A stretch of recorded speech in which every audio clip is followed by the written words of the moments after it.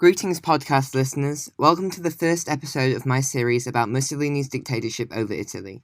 In this episode, I'll be speaking about the state of Italy following the First World War. Let's begin by understanding why Italy joined the First World War. Upon the outbreak of war on the 28th of July, 1914, Italy declared neutrality. However, beginning in August, the Allies began to negotiate with Italy about joining the First World War on their side. Finally, on April 26, 1915, the Treaty of London was signed. As an agreement made by Britain, France, and Russia, it aimed at encouraging Italy to join the First World War on their side. Under the Treaty of London, Italy was promised land by the Allies in return for joining the First World War. This land included South Tyrol, Trentino, Istria, Dalmatia, and the possibility of colonies in Asia and/or Africa.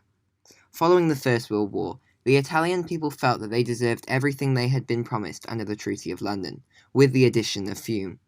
They believed that this was their right, as they had suffered a loss of 650,000 soldiers, while almost 950,000 had been wounded, and Italy had also invested a significant amount of capital into their involvement in the First World War. However, partly due to poor communication caused by Prime Minister Vittorio Orlando's inability to speak English well and a lack of bargaining power, at the Paris Peace Conference on June 28, 1919, Italy was unable to obtain some of the territories they had claimed. Under the Treaty of Saint-Germain, Italy received South Tyrol, Trentino, and Istria. As Italy was unable to obtain all the land they had claimed, and some of the land they were promised in London, they called their victory in World War I a mutilated victory. The Italian government was discredited, and Prime Minister Orlando resigned. To a certain extent, this failure partly contributed to fascist and nationalist parties increasing in popularity, as the people of Italy believed that they were betrayed by the Allies in regards to the peace settlements of the First World War. Now onto some background into the Italian government. At the conclusion of the First World War, Italy was a parliamentary constitutional monarchy, and the Italian monarch was King Victor Emmanuel III. There were three prime ministers during the war: Antonio Salandra from 1914 to 1916, Paolo Boselli from 1916 to 1917, and Vittorio Orlando from 1917 to 1919. There were four more prime ministers before Mussolini, including Luigi Facta, a politician from the Italian Liberal Party who served as the last prime minister of Italy before the dictatorship of Benito Mussolini, leader of the National Fascist Party. Mussolini served as the dictator of Italy from 1925 to 1943, after serving as prime minister from October 1922 until the country transformed into a totalitarian state. When Luigi Facta was appointed prime minister, Italy was in a state of political turmoil and was dealing with Mussolini's fascist uprising.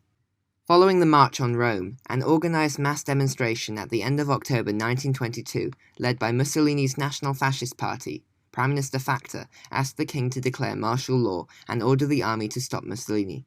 However, the king refused to do so. The day after, on the 31st of October 1922, Facta and his government resigned. As a result, the king transferred political powers to the National Fascist Party, with Mussolini as the new prime minister. Mussolini was very well supported by the military, the business class, and the right wing. As a result of his appointment by the king, this means that Mussolini legally achieved his power. Before I end this episode, I would like to ask you all to reflect. How would you define the terms dictatorship and totalitarian? Firstly, I would define dictatorship as a type of leadership where one person or a small group of people has control over the affairs and governing of an entire country and all aspects of its citizens' lives. For example, Joseph Stalin, leader of the Soviet Union, once said, "One death is a tragedy. 1 million is a statistic." In the case of Stalin's rule, he had absolute control over the entire Soviet Union, and literally had the ability to decide between a person's life and death. This is evident as he deliberately killed 6 million people, while indirectly his policies caused 9 million deaths in total. Secondly, I would define totalitarianism as an ideology where the government is controlled by one political party, and the leading party controls all aspects of life and all areas of a country. For example, Mussolini created a totalitarian state with the creation of the Fascist Grand Council. The council decides policies for the country without the input of non-fascists in the government, essentially creating a one-party rule.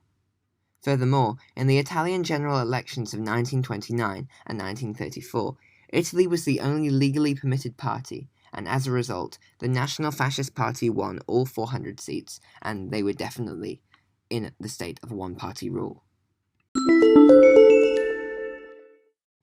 Thank you for listening to this episode of my podcast. The next episode will be released at least 1 week after this episode is published. Please subscribe to be notified when the next episode releases.